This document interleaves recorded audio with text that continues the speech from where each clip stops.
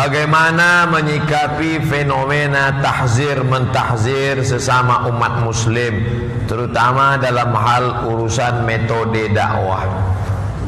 Kita perhatikan, siapa saja yang ditahzir pasti makin melejit. Contohnya Ustadz Adi Hidayat, begitu ditahzir melambung tinggi. Makanya saya mudah-mudahan saya ditahzir. Tahzir dalam ilmu hadis disebut dengan jarah wa ta'dil. Bolehkah kami meriwayatkan dari si fulan? Jangan. Kenapa tidak boleh? Wa rafidhi, dia Syiah Rafidah. Kenapa tidak boleh? Wa khariji, dia Khawarij. Kenapa tidak boleh? Wa murji'i, dia Murji'ah, Irja. Kenapa tidak boleh? Dakhala fitnatul Quran, dia masuk dalam fitnatul Quran, khalqil Quran. Dulu jarah wa ta'dil mentajrih orang supaya jangan diterima riwayatnya karena dia masuk dalam kelompok ahlul bid'ah. Ahlul bid'ah itu siapa? Syiah Rafidah, Khawarij, fitnah khalqil Quran, Qadariyah, Murji'ah, Mu'tazilah. Adapun sesama ahlus sunnah wal jamaah, maka hati-hati. Dan jamaah pun sering menjebak kita untuk pada sesuatu. Saya terjebak pernah ketika masuk pertanyaan, apa pendapat Ustadz Abdul Somad tentang fatwa pendapat Profesor Dr. Quraisy Shihab tentang masalah jilbab. Saya paham, ini mau menjebak saya untuk mentahzir Profesor Quraisy Shihab. Siapa saya mentahzir orang? Maka saya katakan ini orang profesor, dapat doktor dari Al-Azhar Mesir, jauh sebelum kami sampai ke Mesir. Bahwa dalam suatu masalah seseorang, maka saya jawab di situ, kharij anil jumhur. Pendapat ini keluar dari jumhur ulama. Tapi untuk mengatakan ini dhalun mudil, jangan dengarkan ucapannya. Bid'ah dhalalah, neraka jahanam tempatnya. Ente siapa? Emang surga punya bapak ente? Oleh sebab itu maka masalah tahzir mentahzir ini ada kaedahnya, ada kawaidnya, ada dawabitnya. Main bola aja ada rule of the game-nya kok. Maka jangan sembarangan. Ketika ada aturan dibuat oleh statutanya yang membuatnya FIFA, maka dalam hal agama juga ada. Dia betul-betul sudah keluar dari ahlu sunnah wal jamaah, menyimpang, sesat, maka ulama mengatakan jangan ikut orang ini karena dhallun mudil. Tapi berbeda hanya masalah khilafiyah, maka tak layak kita mentahzir orang. Menyebarkan foto, menghadiri taklim di medsos, apakah termasuk riya Pak Ustaz? Tarkul amal li ajlin nas riya, wal amal li ajlihim syirk. Begitu kata Imam Fudail bin Iyad yang dikutip oleh Syekh Imam Muhammad Imam Al-Ghazali dalam kitab Ihya Ulumuddin. Tarkul amal li ajlin nas riya, tidak jadi beramal karena takut dipuji orang, riya. Wal amal li ajlihim syirik, beramal agar ingin dipuji orang, syirik. Saya masuk ke masjid, mau tahiyatul masjid, tadi terlambat datang ke depan, mau tahiyatul masjid, jangan tahiyatul masjid lah, nggak enak, nanti dipuji orang, riya. Buatlah tahiyatul masjid, buat ayatnya Ar-Rahman biar lama tegaknya dilihat orang, syirik. Dalam masalah ini dia foto, alhamdulillah sudah sampai ke majelis pengajian, bisa mengandung dua. Pertama, dia ingin mengajak, ayo hadiri pengajian ini. Atau ada orang yang kesal, kenapa saya tak datang? Kalau gitu saya cari video rekamannya. Bisa juga dia menjadi menyombongkan diri. Maka luruskan niat, tetap sebarkan syiar dakwah. Tapi saya pribadi menganjurkan tidak foto kita ini, tapi iklan-iklannya. Foto iklan ini sebarkan sebanyak-banyaknya iklan. Kalaupun foto bergambar bersama-sama, beramai-ramai. Adapun yang riya itu adalah alhamdulillah pagi ini sudah tasbih 1000 kali. Bagi yang suka tolong like and share. Assalamualaikum warahmatullahi wabarakatuh. Assalamualaikum warahmatullahi wabarakatuh. Langsung buka HP, ambil streaming. Subhanallah, subhanallah, subhanallah. Adapun memposting iklan-iklan, capture, screenshot, bagikan ke kawan-kawan, bagus untuk syiar dakwah. Saudaraku sudah, alhamdulillah Pak Ustadz, saya sudah share sana, share sini, share sana, share sini. Kamu udah baca apa belum? Belum. Bacalah. Banyak juga kawan-kawan, hadirilah, hadirilah. Dia tak hadir. Kenapa kamu tak hadir? Saya mau dapat royalti pahalanya aja Pak Ustadz. Tips mencintai dakwah, menumbuhkan kecintaan Islam itu apa Pak Ustadz? Kita pahami bahwa ini amal. Man dalla ala khairin, siapa yang menunjukkan pada satu kebaikan, falahu mithlu ajri fa'ilihi, dia dapat pahala seperti orang yang melakukannya. Mengapa As-Saqaf, As-Segab, Al-Habsyi, Asy-Syihab, Al-Haddad, Al-Jufri, marga-marga Ahlul Bait dari Hadramaut sampai ke Sulawesi, sampai ke Maluku, sampai ke Sumatera, apa yang mereka cari dari sana? Toh yang tumbuh di Yaman tumbuh juga di tempat kita. Pantai Son'a sama dengan pantai tempat kita. Apa yang mereka cari? Berbulan-bulan naik kapal kayu mereka datang ke Nusantara. Dakwah, cinta ke mereka. Mereka ingin menyelamatkan orang. Nahnu du'at, kita ni da'i, la qudat, kita bukan hakim. Apa beda da'i sama hakim? Da'i ngajak, ayo sholat, ayo puasa.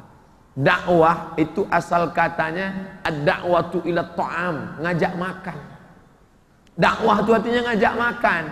Makanya setiap dakwah pasti ada makanannya. Tadi kan diumumkan ada makanan.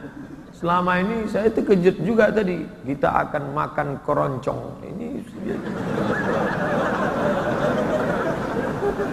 lah dakwah. Kalau ngajak dakwah itu ngajak makan, maka ngajak makan nggak pernah marah. Pernah nggak orang ngajak makan? Ayo makan, makan, makan, makan. Ayo makannya Pak, silakan makan. Itu dakwah. Coba buka kamus. Da'a, yad'u, dakwah, da'in, mad'u, ad-da'watu ila ta'am. Ngajak makan. Makanya ya qaumi, wahai kaumku. Wahai kaumku, dia katakan, ya bunayya, wahai ananda. Datanglah orang mencaci maki seorang khalifah. Lalu dia katakan, apa kamu Harun ar-Rasyid? Kamu pemimpin yang zalim. Kata Harun ar-Rasyid, ketika Musa diperintahkan Allah menemui Fir'aun, maka Allah berkata, wa qula lahu qawlan layyina, katakanlah kata-kata yang lembut. Sedangkan Musa kepada Fir'aun disuruh berkata lembut. Ente kepada saya kok kasar. Kamu tidak sebaik Musa dan aku tidak sejahat Fir'aun, tapi kata-katamu kasar sekali. Oleh sebab itu kita pahami dakwah ini sebagai ibadah. Ibadah bukan cuma sholat, ibadah bukan cuma haji. Dakwah mengajak adalah ibadah. Mengajak bukan mengejek, merangkul bukan memukul. Afwan Ustadz, saya mau minta nasihat. Bagaimana caranya menghadapi situasi sekarang di mana ketika kita berdakwah selalu dicurigai sebagai pergerakan yang menyesatkan. Ya kita tunjukkan bahwa kita tidak sesat. Tunjukkan tidak sesat. Ini siapa yang mau ceramah? Ustadz Abdul Somad. Mana fotonya ini? Nampaknya ada tanda-tanda kesesatan di dia. Kita tidak sesat. Orang yang meragukan kita tidak sesat. Ya Ustadz enak Ustadz bilang tidak sesat. Ustadz kan kuliah di Azhar. Ustadz habis itu di Maroko. Orang tahu Universitas Azhar, maka orang tidak sesat. Siapa bilang? Berapa banyak orang menyesatkan saya di internet itu? Banyak sekali. Saking banyaknya tak saya tengok, sakit hati saya. Nah, jadi kita minta rekomendasi adik-adik yang dikatakan ini kajian teroris, minta video pendek dari ulama kita. Assalamualaikum Pak Dokter Dasat, ya tolong Ustadz berikan rekom ke kajian kelompok kami. Minta video pendek 1 menit. Assalamualaikum warahmatullahi wabarakatuh. Saudara-saudaraku, ini anak-anak kita yang ada rohis, yang sibuk. Ini bukan kelompok sesat. Orang-orang tua yang curiga, jangan kalian sesat. Orang-orang tua yang khawatir bahwa mereka ini ekstrim, mereka ini tidak ekstrim. Mereka tidak keras, mereka lembut dan manis. Mereka adalah es krim. Ada rekom dari ulama kita, dari ustadz kita. Nah, ini namanya ta'dil. Kalau mengecam namanya tajrih. Ini ta'dil. Bagaimana pendapat ustadz mengenai jamaah tabligh yang selalu berdakwah? Ada tetangga saya dulu, sebelum saya berangkat ke Mesir, rambutnya panjang, tapi laki-laki, rambutnya sebahu, tato, punya biliar, meja biliarnya ramai. Begitu saya pulang ke kampung dari Mesir, saya sholat di masjid, terlambat. Imamnya enak sekali. Bismillahirrahmanirrahim. Alhamdulillahi rabbil alamin. Selesai sholat, siapa ini? Rupanya yang punya meja biliar dulu. Saya tanya, abang tobat ketemu Imam Mahdi apa? Ketemu siapa? Kata dia, ada satu kelompok datang ke tempat kami, masuk ke meja biliar kami. Ustadz-ustadz selama ini ceramahnya di masjid, di mimbar, kami tak tersentuh. Tapi orang ini datang, kami sangka mau main biliar. Berjenggot, berjubah, mengajak sholat. Pertama kami marah, jangan ajak-ajak kami sholat. Besok datang lagi, senyum, bawa minyak wangi, ngasih siwak gosok gigi. Kami marah. Hari ketiga kami marah, datang. Lama-lama kami muak. Iyalah kami ikut. Akhirnya kami berhenti, kata dia. Lalu saya ketemu ketika ijtima jamaah tabligh 3 provinsi, 20.000 orang hadir. Ramai. Saya ketemu bapak-bapak. Bapak kan di BNN dulu, Badan Narkotika Nasional. Iya Pak Ustadz. Gimana ceritanya bisa kemari? Rumah saya depan masjid. Terus saya nggak pernah ke masjid. Nggak ada orang ngajak saya. Sampai akhirnya suatu kali ada ngetuk pintu. Assalamualaikum, waalaikumsalam. Pak ayo ke masjid. Yuk, jangan ajak-ajak saya. Dari kecil saya sudah tahu, tutup pintu. Besok dia datang lagi. Hampir saya cabut pistol, saya nembak dia. Lama-lama saya bosan, saya ikut. Nah, sekarang kalau ada preman tengik, bertato, beranting, kumis tebal, siapa yang berani mukul preman di terminal yang pakai baju, kaos, sepatu besar? Orang jamaah tabligh datang memukul ular kobra. Ayo ke masjid.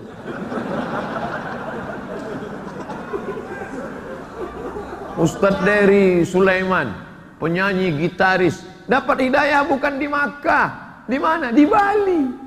Tatonya banyak. Ketika orang ngejek dia, ente pakai tato masuk neraka, ente tato masuk neraka. Tiba-tiba datang satu kelompok, dia udah curiga, ini orang pasti mau ngejek saya lagi nih. Ketika dia pancing nanya, Pak, apa hukumnya orang pakai tato tapi sholat? Orang pakai tato sholatnya nggak apa-apa. Loh, yang masalah itu mana? Enggak pakai tato dan enggak sholat. Itu yang bermasalah. Akhirnya hatinya lunak, ke masjid. Nah ini, ada pun mengatakan, apa itu jamaah tabligh, itu sesat. Hajinya bukan ke Makkah tapi IPB, India, Pakistan, Bangladesh. Ini fitnah-fitnah, ini klarifikasi. Makanya saya selalu mengikuti apapun nama kelompoknya, saya tidak lihat orangnya, tapi saya lihat referensinya. Apa kitab yang dipakai? Fadhail A'mal. Siapa yang menulisnya? Maulana Zakaria Kandahlawi. Sebelum Maulana Zakaria Kandahlawi siapa? Maulana Ilyas. Maulana Zakaria Kandahlawi, Maulana Ilyas. Ahli hadis dari India. Mereka menyusun kitab. Habis sholat subuh dibacakan. Adapun bahwa terjadi, saya tidak maulah ikut ini. Masa ada istri mau melahirkan, suaminya pergi entah kemana. Kasuistik bisa saja terjadi di mana-mana. Oknum bisa saja terjadi di mana-mana. Khudh masafa. Dari mana ini Pak Ustadz? Dari India. Di India tablik akbar begini tidak bisa. Kalau di India buat tablik akbar begini datang Sanjay Dutt, Amitabh Bachchan, Shah Rukh Khan. Tidak bisa. Maka inisiatif Maulana Ilyas dengan Maulana Zakaria Kandahlawi, mereka datang ke rumah-rumah, ke pintu-pintu. Assalamualaikum, waalaikumsalam. Begitu orang buka pintu, kya hal hai, tike, aj ko chhodra. Kya hal hai artinya apa kabar? Tike artinya bagus. Assalamualaikum, salam. Kya hal hai, apa kareba? Kabar baik. Ayo kita ke masjid, kata dia. Ayo pakaian sunnah, pakai putih, pakai jubah, pakai jenggot, pakai sorban. Nabi pakai sorban. Nabi SAW pakai sorban. Wa ala ra'sihi imamatun sauda. Nabi ketika masuk ke kota Makkah tahun 8 Hijrah, di atas kepalanya bersorban berwarna hitam. Ada sorbannya warna putih.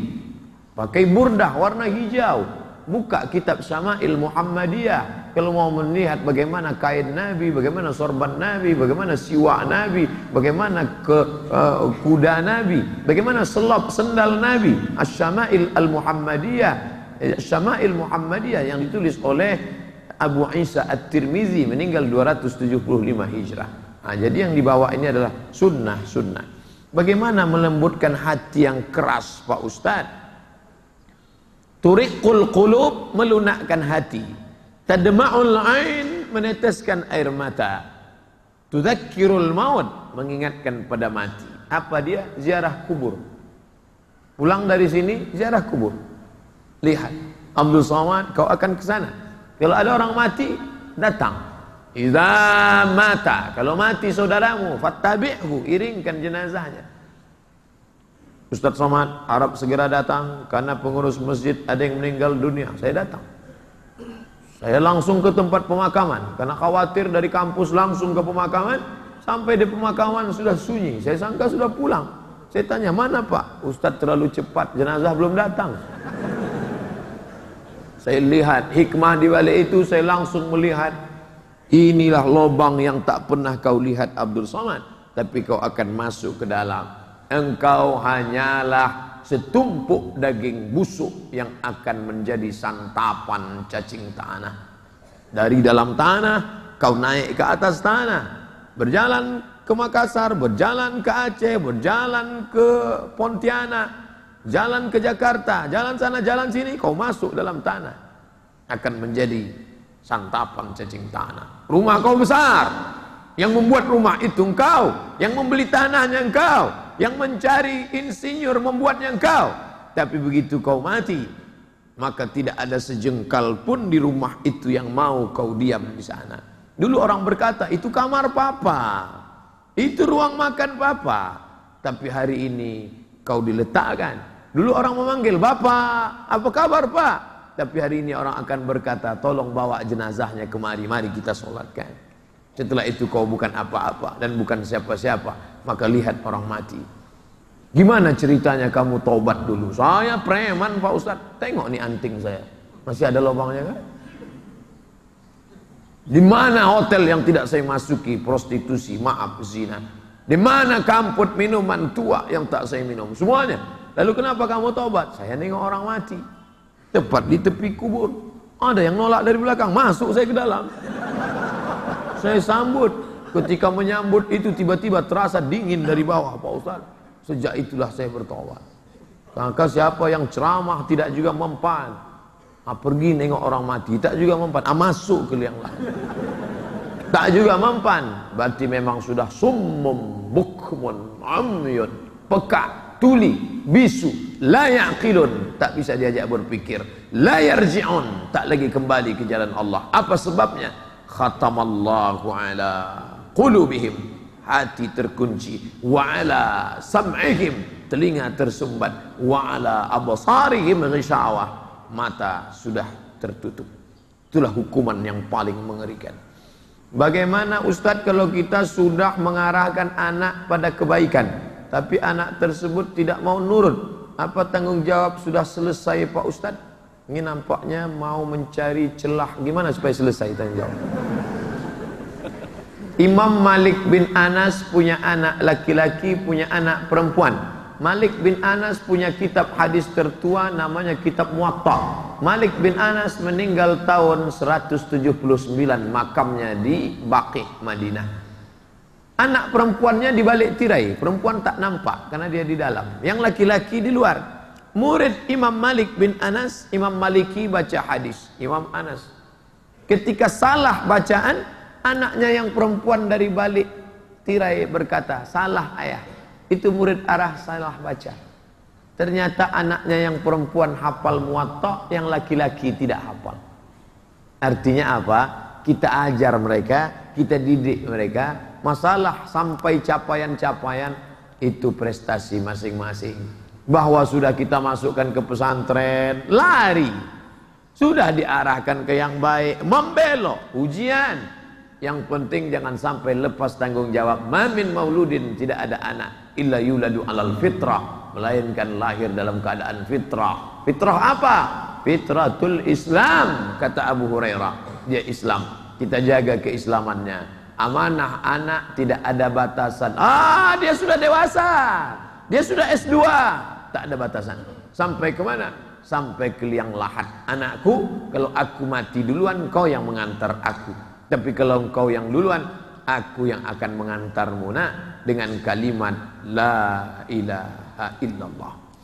Bagaimana cara dakwah anak muda sekarang yang semakin memperhatikan dunia? Apa yang harus dilakukan Pak Ustadz? Masjid, kita bangga melihat program masjid.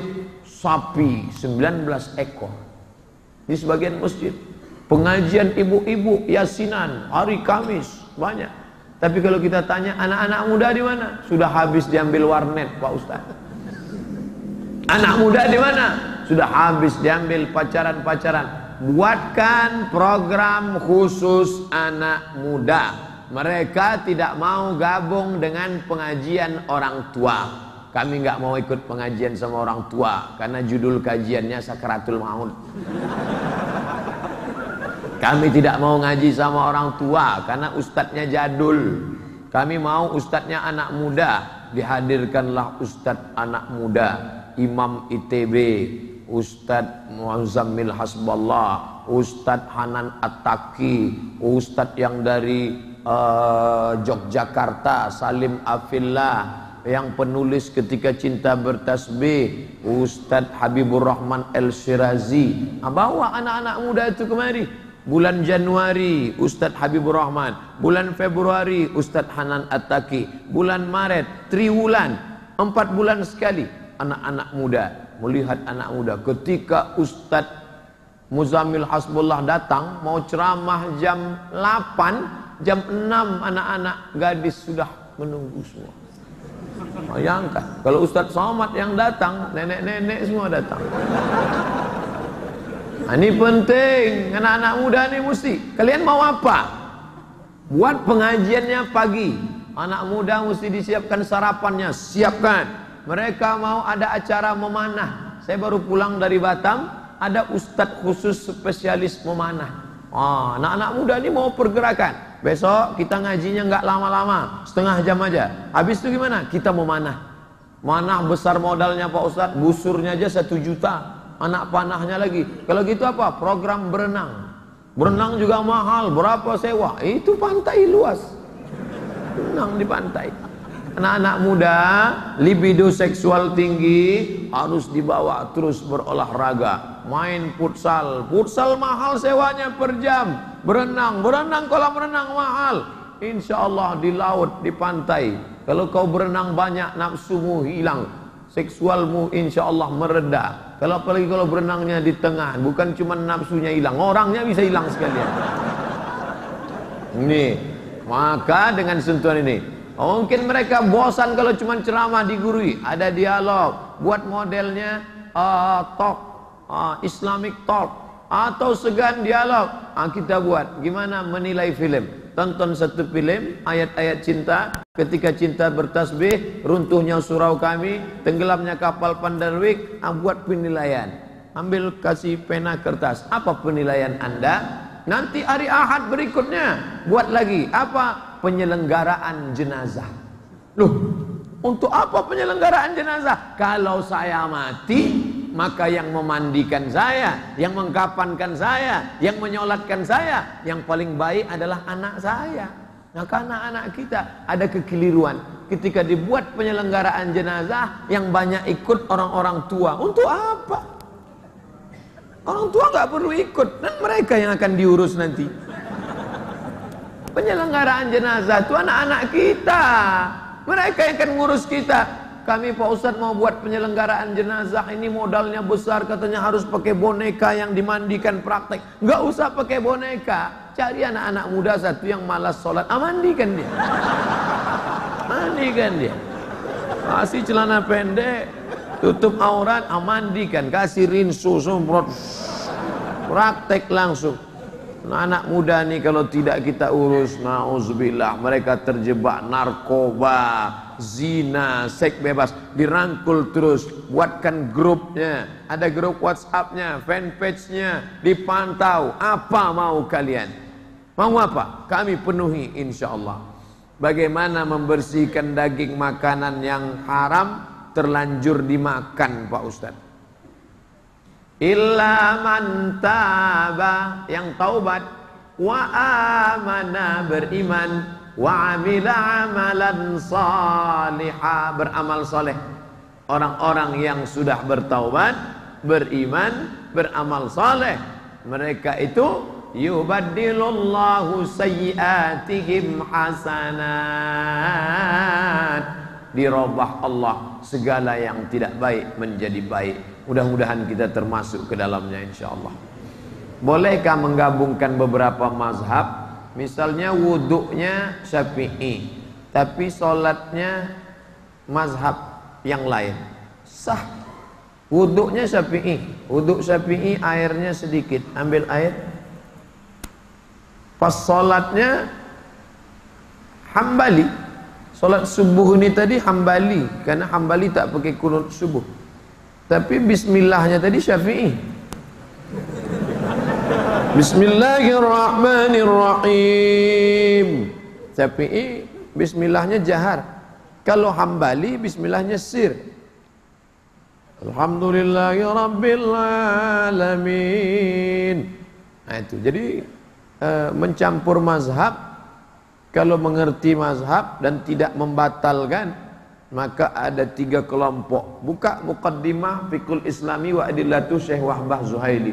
3 kelompok. Pertama, tidak boleh talfik sama sekali. Mencampur mazhab itu namanya talfik. Karena nanti kacau kata dia. Harus satu mazhab. Yang kedua, ini ekstrim. Tidak apa-apa kata dia. Selama ada dalil pakai aja. Saya tak setuju ini. Yang ketiga, boleh tapi bersyarat.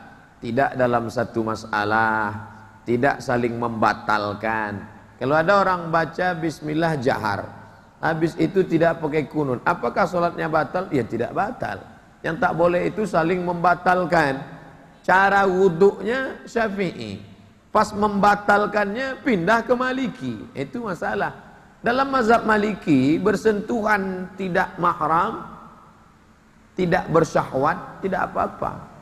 Tidak bersyahwat sentuhan, ya tak apa-apa. Tapi cara wuduknya mesti Maliki. Cara wuduknya Syafi'i. Dia ambil air sedikit saja. Habis itu dia pergi undangan. Sampai di tempat undangan dia ucapkan selamat. Selamat menempuh hidup baru ya. Ujung tangannya kena mempelai tangan perempuan. Itu secara Syafi'i sudah batal. Tapi begitu dia sentuh, selesai dia sholat di masjid. Loh, kamu kenapa sholat? Wudumu sudah batal. Tidak batal menurut Maliki. Saya tidak bersyahwat melihat pengantin tadi. Itu tak bisa. Karena cara wuduknya tadi Syafi'i. Kenapa dia pindah ke Maliki? Pusing saya Pak Ustadz. Kalau pusing jangan campur mazhab. Terima kasih. Mohon maaf segala kesilapan. Wassalamualaikum warahmatullahi wabarakatuh.